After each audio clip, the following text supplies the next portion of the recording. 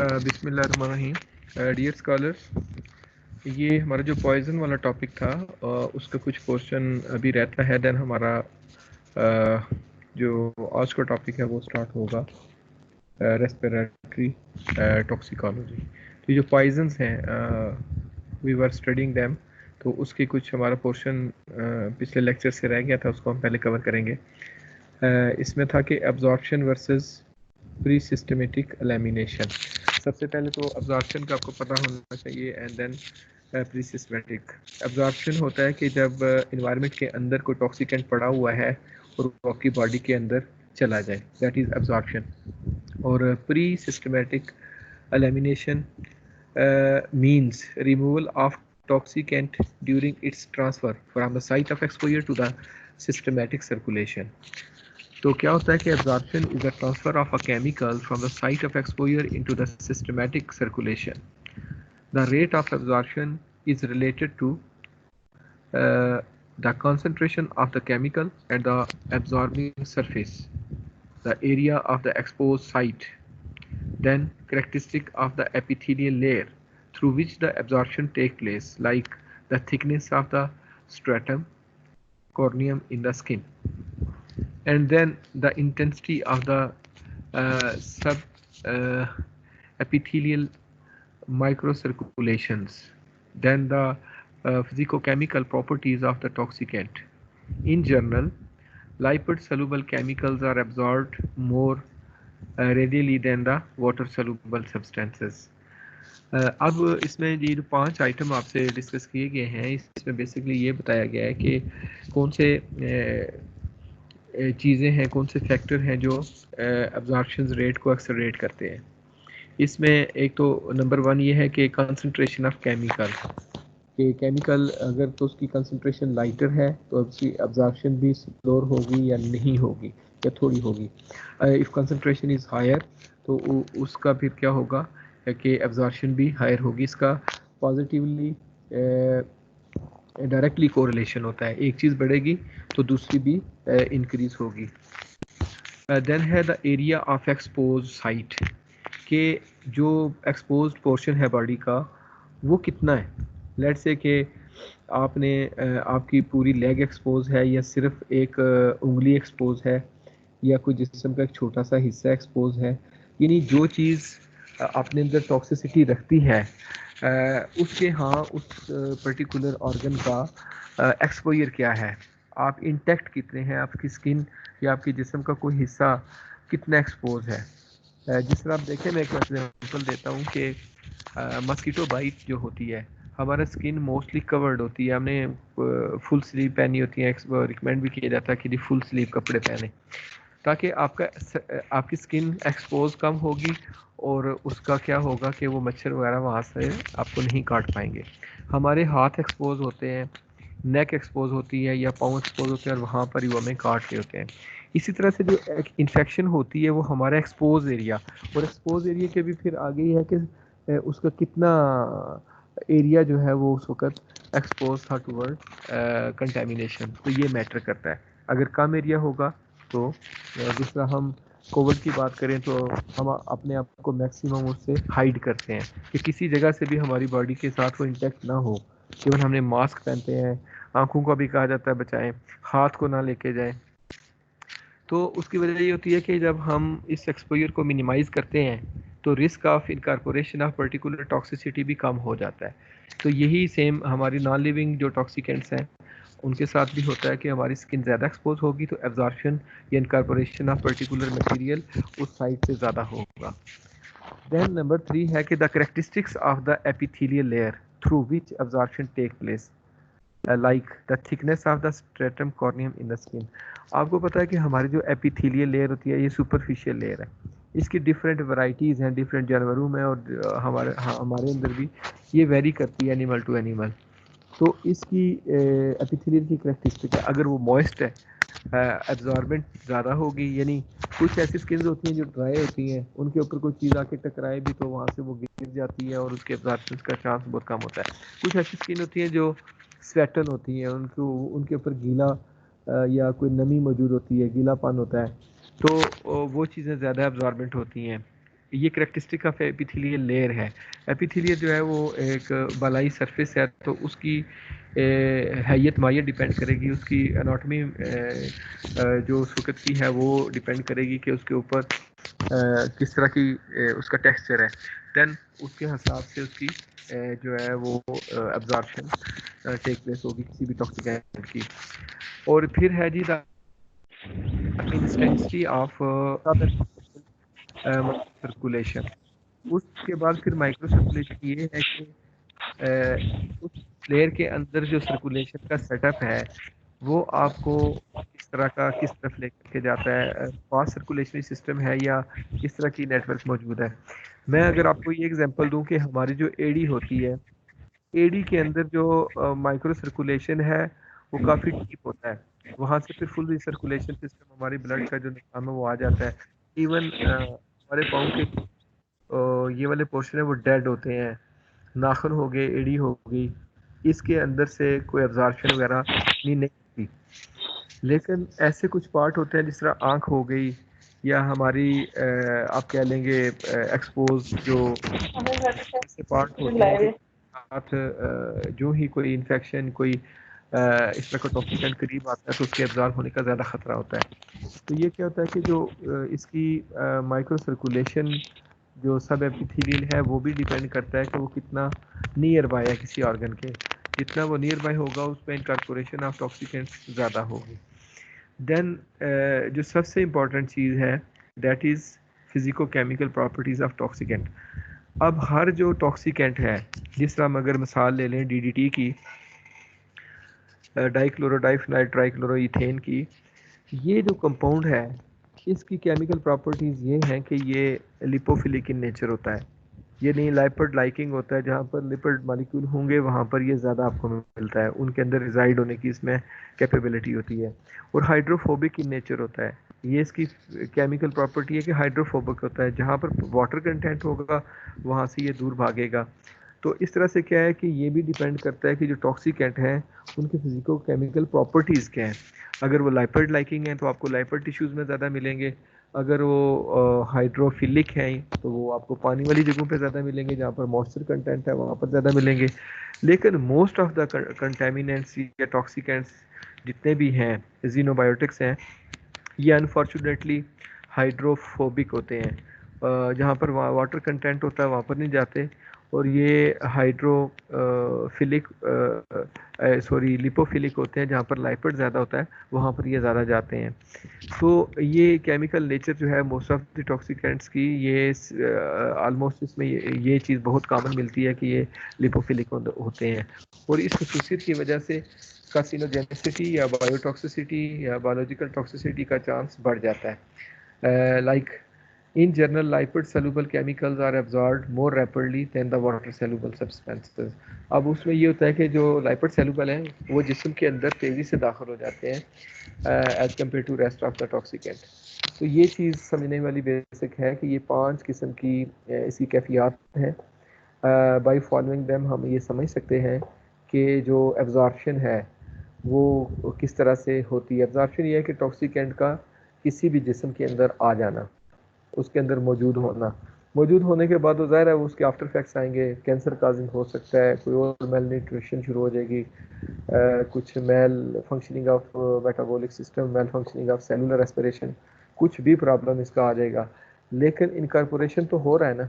Incorporation कैसे होता है और किन वजूहत की वजह पे होता है, उसमें टेक्निकलिटी क्या होती है, वो ये चीज़ें हैं। इन 5 फैक्टर की वजह से एब्जॉर्प्शन होती है।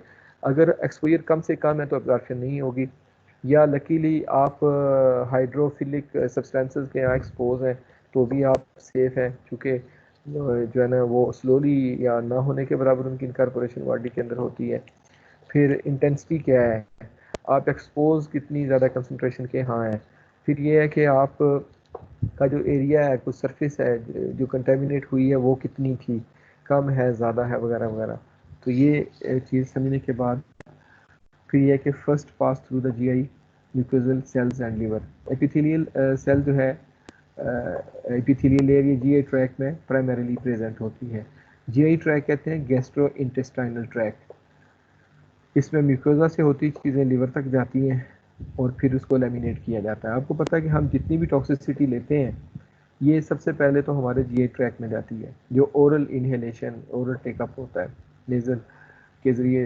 कोई भी जो चीज़ हमारे जीआई ट्रैक में जाएगी तो वो म्यूकोजा हमारी प्राइमरी लेयर होती है जीआई ट्रैक की इनर सरफेस पे।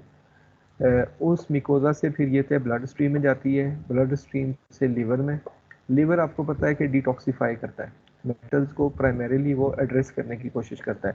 इवन कुछ ऐसे केमिकल कंपाउंड होते हैं लिवर उनको मैनेज भी करने की कोशिश करता है कि इनको ड्राई भी ना किया जाए, डिस्ट्रॉय भी ना किया जाए, और इनको किसी और मेटाबॉलिक एक्टिविटी में डाल के कोई फ़ायदे वाला काम ले लिया जाए, यानी उनको मैनेज करना की कोशिश करता है। अगर वो समझता है कि एड्रेसेबल नहीं है, उसकी कोई यूटिलिटी नहीं बनती बॉडी के अंदर, और उसको क्या करेगा, डिटॉक्सीफाई करेगा।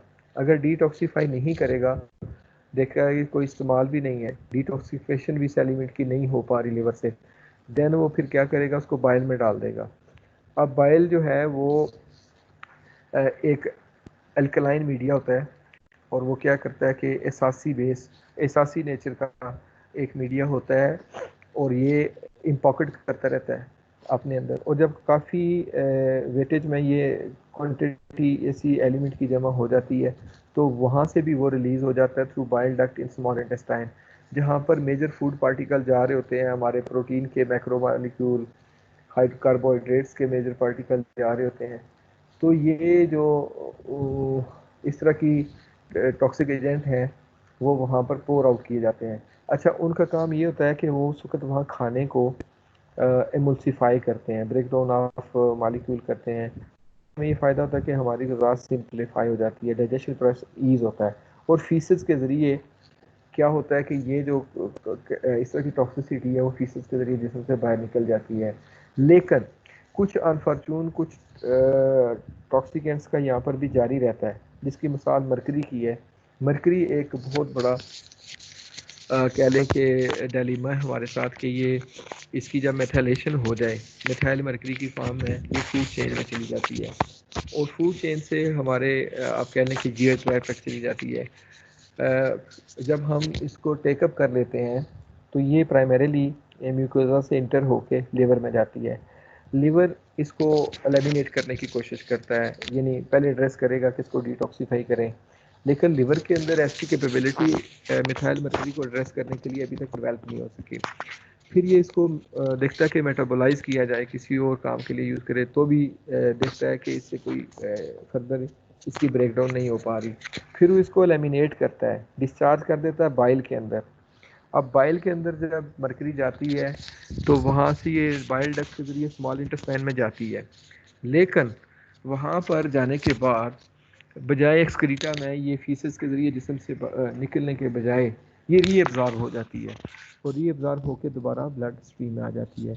तो देखें, कुछ टॉक्सिक एजेंट ऐसे हैं कि जो बॉडी में वंस चले जाएं वो हमारा जिस्म उनको लेमिनेट करने की कोशिश भी करता है, डिटॉक्सीफाई करने की कोशिश भी करता है, बट वो निकल नहीं सकते, और उनका स्टेज अब प्रोलॉन्ग होता है तो देन कैंसर काज करते हैं। वो किसी आर्गन में जब फाइनली सेटल हो जाते हैं तो वहाँ पर रिलेटेड कैंसर शुरू हो जाता है, इसको हम कहते हैं कार्सिनोजेनेसिटी।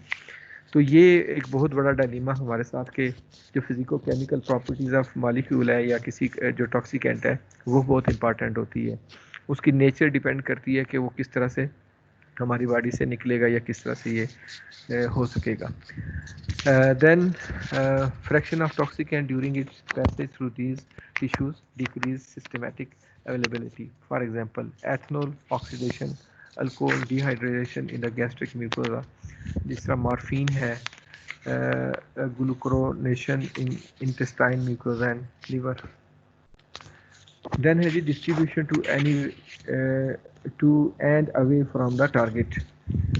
इसकी डिस्ट्रीब्यूशन जो है वो टारगेट के अलावा भी कभी हो जाती है। वो किस तरह से है कि during the distribution phase toxicant enter the extracellular space and may penetrate into the cells. इसमें ये एक्सीडेंट भी हो सकता है जिस तरह हमने डिस्कस किया। Then lipid soluble compounds move rapidly into the cell by diffusion, वो बाय ग्रेडियंट भी डिफ्यूज़ करके उसमें सेल्स में चले जाते हैं। Then highly ionized and hydrophilic are toxicants. Hydrophilic का मतलब ये है कि those don't like water content, जहाँ पर पानी होगा वहाँ पर वो कंटेंट जाएंगे नहीं, ठीक है, वो लाइपिड की तरफ मूव कर देंगे। जिसकी मिसाल ये है कि अमीनो ग्लाइकोसाइड्स जो हैं ये हाइड्रोफोबिक कंपाउंड है, यानी हाइड्रोफोबिया होता है, नहीं वो पानी के पास नहीं जाते। Are largely restricted to the extracellular space. अब ये जो अमीनो ग्लाइकोसाइड्स हैं ये हाइड्रोफोबिक होते हैं और ये फिर सेल के अंदर तो पता है 80% पानी मौजूद होता है, ये फिर सेल की बाहर की सरफेस पे ही रिजाइड होना शुरू हो जाते हैं।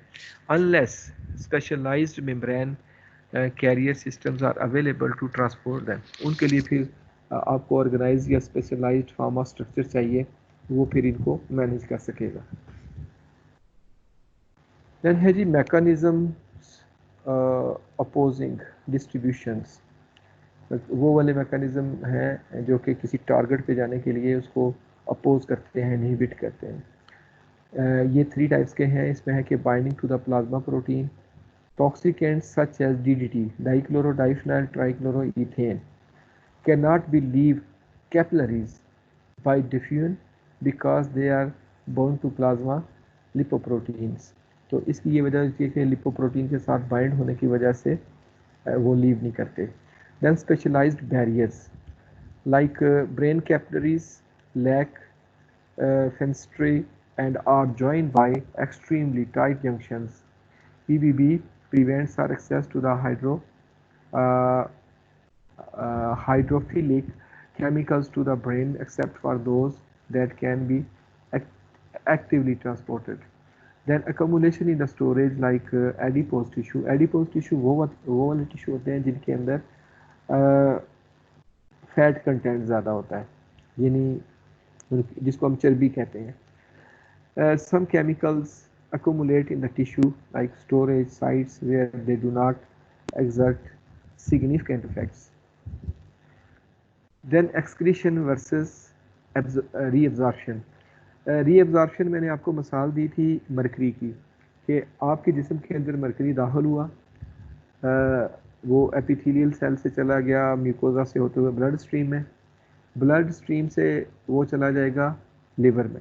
लिवर बेसिकली एक हमारी बॉडी के अंदर सबसे बड़ा ग्लैंड है जो डिटॉक्सिफिकेशन का काम सर अंजाम देता है। वहाँ पर उसको वो एलिमिनेट उसको एड्रेस करने की कोशिश करता है। जब उसकी कोई कंजम्पशन नहीं बनती वो इम्पॉकेट करता है गॉल ब्लैडर के अंदर थ्रू बाइल डक्ट, बाइल से वो रिलीज़ होगा for emulsification purpose small intestine में। स्मॉल इंटेस्टाइन में एमल्सिफिकेशन के बाद या किसी भी यूटिलिटी ना होने के बावजूद उसको जिस्म से निकल जाना चाहिए फीसेस के ज़रिए, बट वहाँ से वो रीअब्जॉर्ब हो जाता है, बॉडी के अंदर दोबारा से आ जाता है, चूँकि वो उसकी केमिकल नेचर इस तरह की है कि वो वोलेटाइल होता है और बॉडी टेम्परेचर के बेस पे ही वो बजाय फीसेस में रहने के आगे निकलने के वो रीअब्जॉर्ब होके केमिकली इसकी इस तरह की नेचर है कि वो टेकअप हो जाता है बॉडी में दोबारा से। और एक्सक्रीशन ये है कि removal of toxicant from the blood and then return to the external environment. एक चीज़ है जिस तरह सपोज कि कोई और मेटल है, कोई ऐसे एलिमेंट ऑर्गेनिक इनऑर्गेनिक बंदे ने खा लिया है दैट इज टॉक्सिक, वो that will be addressed by primarily by the liver. Liver will utilize it, अगर तो वो जिस्म में यूटिलाइज हो गया ठीक है, if not utilise then that toxicant may be poured may be transferred to the bile duct. Bile duct से वहाँ क्या होगा कि बाइल से वो through bile duct small intestine में चला जाएगा, स्मॉल इंटेस्टाइन से वो फीसेस के ज़रिए एक्सक्रीटा के थ्रू बॉडी से बाहर चला जाएगा। इसका मतलब ये हुआ कि जिस्म में एक चीज़ आई और वो जिस्म से दोबारा निकल भी गई, तो क्या हुआ कि you are safe, any living organism is safe. लेकिन रीअब्जॉर्प्शन जो है ये बहुत ख़तरनाक चीज़ है। Reabsorption is the reuptake of filtrate toxicants by the renal tubules. अब वो जो हमारे रीनल ट्यूब्यूल्स होते हैं वो लार्ज इंटेस्टाइन में भी हो सकती हैं, स्मॉल में भी हो सकती हैं। यूजुअली रीअब्जॉर्बेंस जो होती है वो लार्ज इंटेस्टाइन से जाके होती है, क्योंकि फीसेस वहाँ पर स्टे करता है और वहाँ से स्लोली उसकी इजेक्शन होती है तो उस दौरान वहाँ से ये रीअब्जॉर्ब कर जाता है। So by renal tubules across their tubular cells into the peritubular capillaries, और उसकी पेरीट्यूबुलर जो कैपिलरीज हैं ये ब्लड की इंतहाई फाइन किस्म की उस लेवल पे वो मौजूद होती हैं।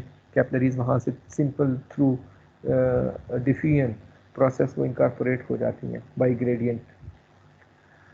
Then reabsorption by diffusion is depend on the lipid solubility of the chemical. ये भी फिर क्या होता है कि लिपिड सॉल्युबिलिटी, चूँकि ये लिपोफिलिक है, majority of the toxic and मैंने आपको बताया कि लिपोफिलिक इन नेचर होते हैं, तो वो क्या होगा वहाँ से रीअब्जॉर्ब होके बॉडी में चले जाते हैं। तो ये सबसे इम्पॉर्टेंट फिनोमिना हमारी बॉडी के अंदर जो स्टूडेंट्स समझने वाली बात है, ये ऐसे दो फिनोमिना हो रहे होते हैं जो हम लोग ना महसूस करते हैं ना हमारा इनके ऊपर कोई कंट्रोल होता है। एक होता है कि आपके कुछ कंट्रोल्ड मैकेनिज्म है, आप खुद से कोई चीज़ अपनी बॉडी से एक्सक्रीट कर सकते हो और ख़ुद से कोई रीअब्जॉर्ब कर सकते हो। इस तरह की हमारी बॉडी के अंदर कोई विलिंग प्रोसीजर चंद हो सकते हैं, लेकिन ये अनकंट्रोल्ड सिस्टम है दोनों, एक्सक्रीशन और रीअब्जॉर्प्शन। एक्सक्रीशन ये है कि आपको कोई पता नहीं कि आपकी बॉडी से क्या चीज़ एक्सक्रीट हो रही है, और इसमें फिर ये भी होता है कि एक्सक्रीशन ज़रूरी नहीं कि फीसेस के ज़रिए ही हो, एक्सक्रीशन सर्टेन वे से होती है। लेकिन ब्लड स्ट्रीम जो है वो एक ही मैकेनिज़्म है कि वो जिस्म के अंदर एक जगह से दूसरी जगह, दूसरी से तीसरी जगह री टेकअप होती रहती है और उसका दोबारा जिस्म से वो इंखला नहीं हो पाता। और मोस्टली ये रीअब्जॉर्प्शन जो है ये होती है जाके रीनल ट्यूब्यूल्स के अंदर, जबकि एक्सक्रीशन जो है ये डिफरेंट साइड से हो रही होती है। लेट से हमारी बॉडी के अंदर क्रोमियम चला गया, जिंक चला गया, कॉपर है, मैंगनीज है, लेड है, आर्सेनिक है। अब ये है कि ये काफ़ी तादाद में, ये काफ़ी क्वांटिटी में हम लोग सम टाइम इसको टेकअप कर रहे होते हैं, और नेचर ने हमारी बॉडी के अंदर एक्सक्रीशन के लिए कुछ इस तरह के सेटअप बना दिए हैं कि जो हमें एक्सक्रीशन फ्रेंडली वो मैकेनिज़्म है, और हमारी बॉडी से ये टॉक्सिकोलॉजी जो है एलिमिनेट होती रहती है। इसमें अगर नाखून और बालों की बात की जाए वो भी शामिल है।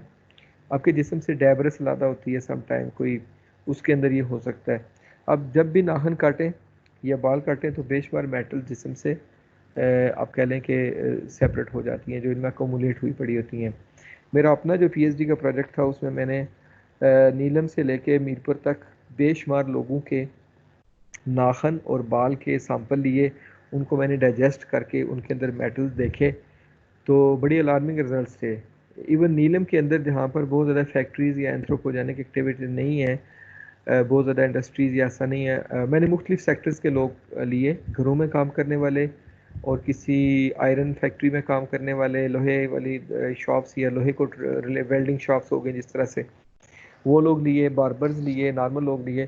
तो कंपैरिजन भी किया कि किन लोगों के हाँ ये मेटल्स नाखून और बालों में ज़्यादा आई, तो पता ये चला कि those people who were expose to the working environment where such toxic agent were greater than the safer areas, उनके ब्लड में ये चीज़ ज़्यादा थी, सॉरी नाखून और बालों में। ये नहीं, उनकी जो एक्सक्रीशन डेटा था वो ज़्यादा था, क्वांटिटी ज़्यादा थी।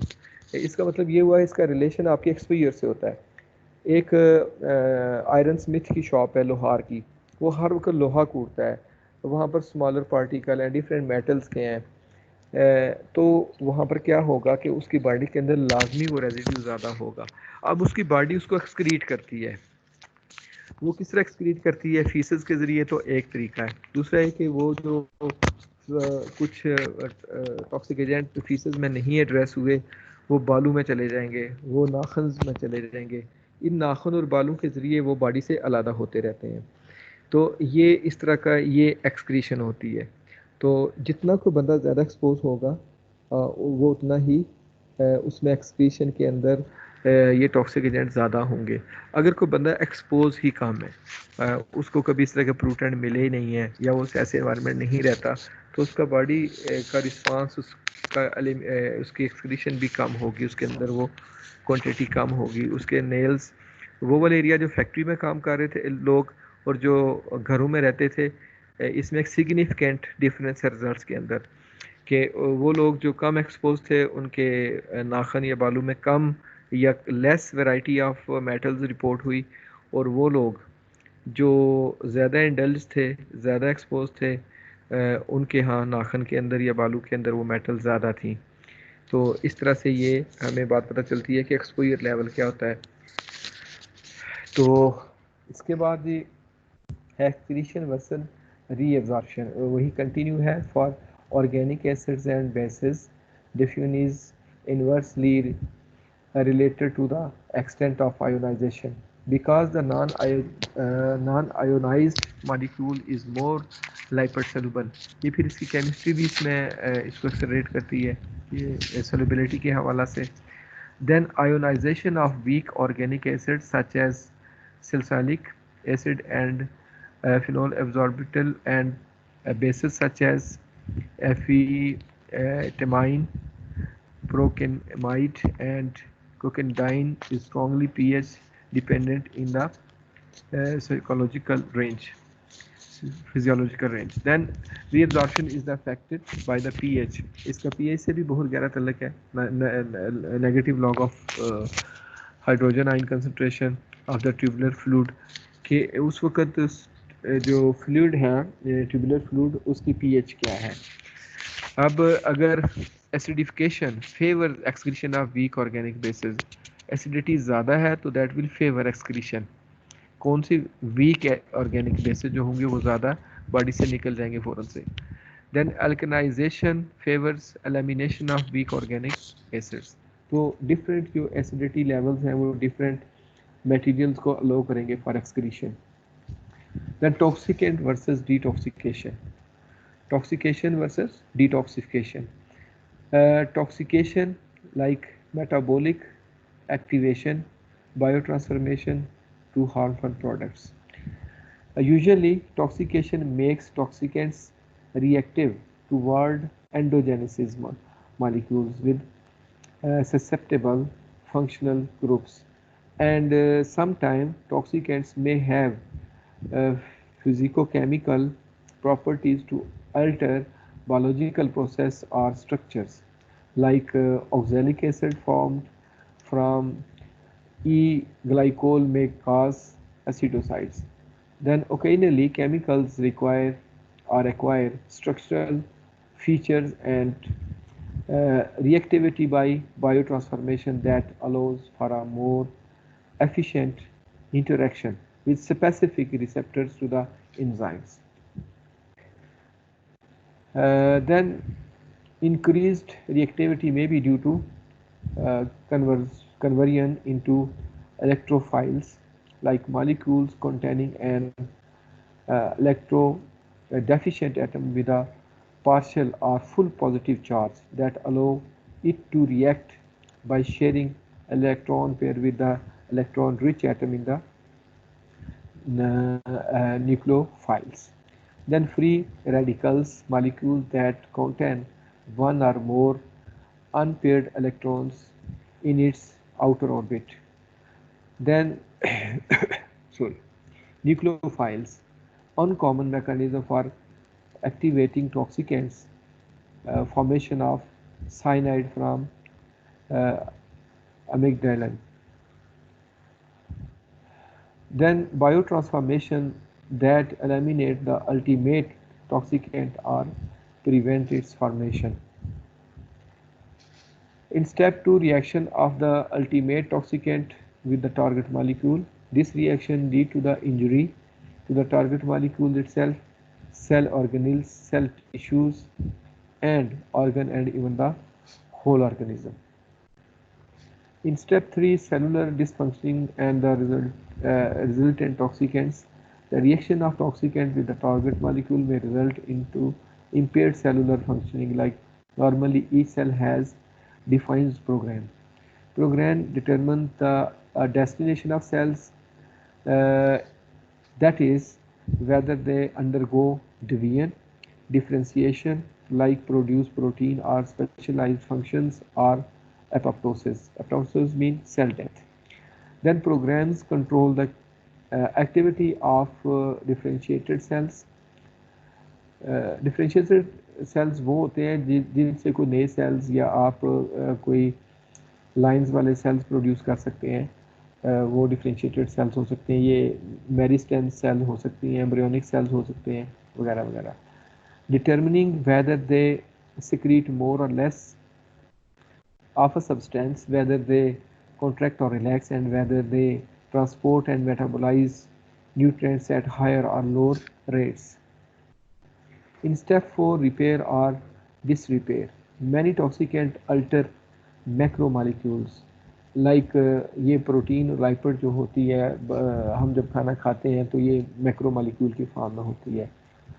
If not repaired cause damage at higher level in the organism. The organism tries to repair the damaging effect from toxicants on molecular, cellular and the tissue level.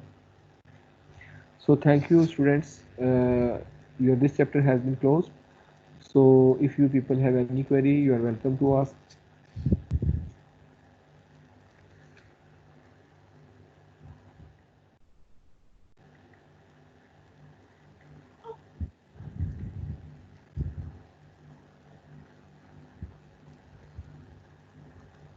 No, sir, thank you.